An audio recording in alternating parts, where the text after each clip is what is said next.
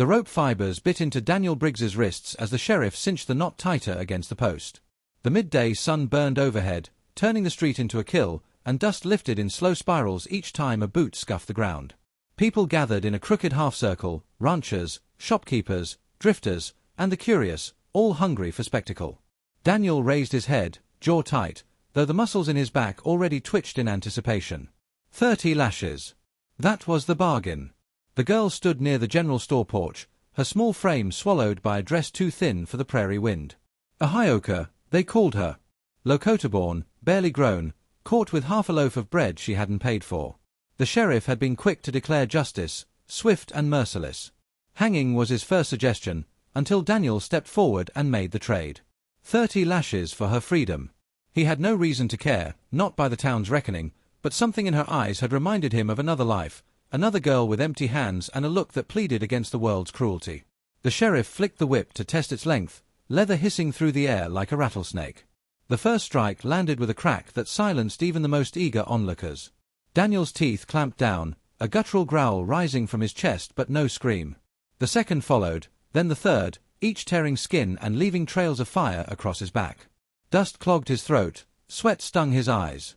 By the fifth lash, the crowd had begun to murmur, some whispering admiration, others scoffing at the foolishness of suffering for an Indian thief. Daniel's vision blurred, but he focused on the rhythm of his breathing. Inhale. Brace. Exhale. Endure. He had survived worse, Shiloh, Antietam, the black powder smoke that choked whole valleys. Yet here, in this small town that wasn't his home, the pain felt sharper, more personal, as though every lash demanded not just flesh but memory. At the 10th blow, his knees faltered. He forced himself upright, dragging his body against the post, refusing the satisfaction of collapse. From the corner of his eye, he saw a Hyoka's hands pressed over her mouth, trembling. Her dark eyes glistened with unshed tears, but she stood her ground, watching. That look anchored him. For her, he thought, just one more. Always just one more. The sheriff's arm swung again and again, each strike deliberate, practiced. 17, 18, 19. Daniel lost count.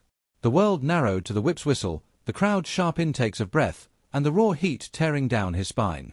A child in the crowd laughed nervously before being hushed. Somewhere, a woman muttered that no white man would do this unless he had gone mad. By the 25th lash, Daniel's breaths came in shallow gasps. His lips tasted of copper. His vision swam.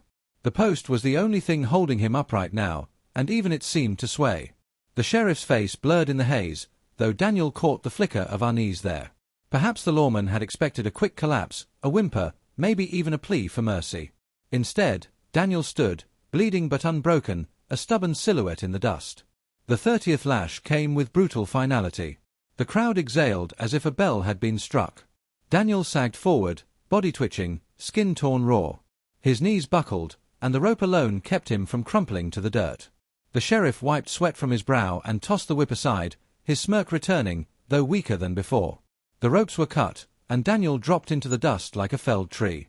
For a moment he lay still, listening to the distant creak of a signboard in the wind, the shuffle of boots as the crowd began to disperse. Each breath was agony, every inhale pulling across the stripes carved into his back. He had no strength to rise, only to lift his head enough to see a Hyoka approaching. She knelt beside him, her shadow falling over his broken form. From a hidden fold of her dress she produced a small water skin, pressing it gently to his lips.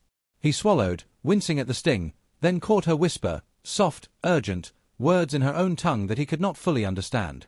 Yet the meaning carried clear, gratitude, sorrow, a promise.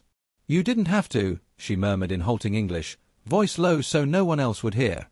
Daniel forced a smile, though it cracked under the weight of pain. "Someone had to." His voice was a rasp, but steady. Around them, townsfolk muttered. A few spat in the dirt, shaking their heads at the waste of a man. Others exchanged glances tinged with something like respect. The sheriff barked orders to clear the street, but his tone lacked its earlier swagger. Daniel, bleeding into the dust, had unsettled him. The sun sagged lower, shadows stretching across the ground. Daniel pushed himself up to one elbow, swaying as though the earth itself tilted beneath him. His thoughts blurred between war ghosts and the girl's solemn gaze. He wondered if he had bought her only another day before the town found a new reason to judge, a new punishment to deal. But as she touched his arm, steadying him, he felt an unfamiliar weight, hope, perhaps, or responsibility. When at last he staggered to his feet, every muscle screaming, the street seemed emptier than before. The crowd had scattered, but whispers lingered in the air like smoke after a gunfight. He knew those whispers would spread, carried from saloon to stable to distant ranches. A fool, they'd say. A man gone soft. Or maybe something else, a man dangerous because he'd suffer for a stranger. Daniel leaned against the post for balance, his chest heaving, and glanced once more at Ahioka. Her eyes followed him, wide and searching. He nodded faintly, then began the slow walk toward his shack at the edge of town. Each step ground pain deeper into his body, but he welcomed it. Pain meant breath. Pain meant life. Behind him, the sheriff watched with narrowed eyes, unsettled by what he had just witnessed. The crowd might forget by tomorrow, but Daniel knew better. Scars had a way of speaking long after wounds closed. The girl's voice lingered in his ears as the sky shifted to a copper dusk. Her gratitude, her tears, her presence. He had meant only to shield her, to intervene where no one else would, yet something had changed in that dusty street. Something had shifted the ground beneath his feet. He thought the ordeal was over, that the lashes were the price, and the debt now paid. But as he collapsed onto the rough cot in his shack, the taste of iron still in his mouth, a whisper of unease stirred in his chest. The story was not finished. He had drawn a line in the dirt, and someone, whether sheriff, town, or the girl's people, would cross it soon enough. And though his body trembled, his spirit braced itself. This was only the beginning. Dawn broke with a grey light that turned the street into a hushed corridor of dust and silence. Daniel staggered out of his shack, each step an argument with his battered body. The lashes had carved fire into his back, yet he forced himself upright, unwilling to let the town see him broken. His breath came in shallow pools, and his shirt clung stiff with dried blood. He leaned against the post outside, squinting into the horizon. A low thunder rumbled in the earth, not from storm clouds but from hooves. Shapes emerged through the morning haze, riders, half a dozen at least, their silhouettes sharp against the rising sun. The town stirred nervously. Doors creaked open, voices muttered warnings, hands fell instinctively to gun belts. Daniel straightened as best he could, though every muscle protested. The riders drew closer, the beaded leather of their bridles flashing in the pale light, the air filling with the smell of sweat and horse. The Lakota had come. At their head rode a man with the bearing of command, broad shoulders, weathered face, eyes that seemed to measure everything at once. Beside him, two younger men bristled with quiet anger, their hands never far from their weapons. The girl, Ahioka, rode behind them, her expression unreadable, yet her gaze flicked toward Daniel the moment she spotted him. She did not look away. The riders slowed as they entered the street. Tension thickened, hanging heavier than the dust. Men from the saloon lined the porch rail, whispering, calculating. The sheriff stepped out of his office, hand resting on his revolver, but his jaw worked nervously. He hadn't expected a response, not so soon. The Lakota leader dismounted, standing tall in the center of the street. His voice carried with quiet authority, directed first at the sheriff. "You whipped the wrong man." His English was rough but precise, each word chosen with care. The debt was hers. Yet he bore it. The sheriff shifted, his smirk a pale imitation of yesterday's. The man volunteered. Nobody forced him. Daniel pushed himself away from the post, his voice ragged but steady. "His right. I took it by choice." He staggered forward, meeting the chief's gaze. His body screamed for rest, yet pride kept his spine straight. The silence that followed pressed against every ear in town. The chief studied him, eyes narrowing. He stepped closer, circling Daniel as though assessing the measure of his soul. The brothers flanking him glared, fists tight on their spears, but the chief raised one hand, stilling them. At last he spoke, words deliberate, weighty. "Among my people, a man who suffers for another proves his spirit. He proves he is worthy of trust. He proves he can be family." His gaze flicked toward Ahioka, then back to Daniel. "You carry her burden now. That makes you bound." The meaning rippled through the gathering crowd before Daniel fully grasped it. Marriage. An alliance sealed not by treaties, not by coin, but by blood drawn in the dust of a frontier street. The sheriff barked a laugh, too sharp, too forced. Marriage. His no savage. His just a fool. Yet even as he said it, unease colored his tone. This was something beyond his control, beyond the reach of his law. Daniel stood motionless, heart hammering. Marriage. The word stirred ghosts he'd buried deep, his wife lost a war, her absence a wound no time had mended. He had sworn never to bind himself again, never to risk that grief. Yet Ahioka's eyes found his, dark with expectation and fear, and he felt the weight of the choice pressing in. This was not about sentiment alone. It was survival, it was honor, it was a bridge between two worlds always at the edge of war. The chief waited, his silence as commanding as his words. The townsfolk leaned forward, eager for the answer, some smirking, others restless. Daniel's voice, when it came, was low but clear. "I didn't ask for this." "You did when you took the whip," the chief replied.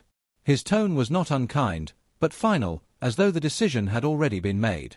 Daniel swayed, his body weakening under the strain, but Ahioka stepped forward, catching his arm. She looked up at him, her expression softer now, though still bound by the weight of what had been declared. "You gave me my life," she said quietly. "Now I give you mine." The word struck him harder than the whip ever had. He searched her face for fear, for reluctance, but found only solemnity. A strange steadiness passed through him. Perhaps this was not the curse he feared, but something else, an opening, a chance to be more than a drifting shadow haunted by the past. The sheriff muttered under his breath, cursing the turn of events, but he did not interfere. The townsfolk, sensing something larger than themselves unfolding, remained silent. The brothers still glared, yet even their anger seemed restrained by their father's decree. Daniel allowed himself to be led aside, the girl guiding him to a shaded corner near the well. She knelt, drawing cool water into her hands and pressing it gently against his wounds. Her touch was careful, deliberate, neither timid nor bold, but enough to stir a flicker of warmth inside him. "You're stubborn," she said, a faint trace of humor breaking through the solemnity. "Been called worse," he muttered, lips twisting into something that almost resembled a smile. For a moment, the world shrank to just the two of them, the girl tending, the man enduring. The bustle of the town, the murmur of the Lakota riders, the watchful eyes of the sheriff all faded. Pain still burned through Daniel's body, but it no longer felt empty. It felt tethered to something. As the sun climbed higher, the chief mounted his horse once more. "We will return," he said to Daniel. "Prepare yourself. You are bound now." With that, the riders wheeled their horses and departed, the thunder of hooves fading into the distance, leaving only dust swirling in their wake. The street slowly returned to motion. The sheriff spat into the dirt, muttering about savages and fools, then retreated to his office. The townsfolk dispersed in knots of whispers, some pitying, some envious, all unsettled by what they had witnessed. Daniel remained by the well, head bowed, Ahioka beside him. The silence stretched between them, filled with unspoken questions neither yet dared voice. He had not agreed aloud, not fully, yet the current of events had carried him into a future he could not ignore. He lifted his gaze at last, the horizon gleaming gold under the rising sun. Change was coming, swift and unavoidable, as sure as the scars on his back. He did not know what it would demand of him, or whether he was strong enough to bear it. But as Ahioka's hand rested lightly on his arm, steady and warm, he felt a spark of something he had thought long dead, possibility. The day stretched before him, uncertain and heavy with promise. And though the pain lingered, though fear still gnawed at the edges of his resolve, Daniel Briggs knew this much: the story was not over. Not by a long shot.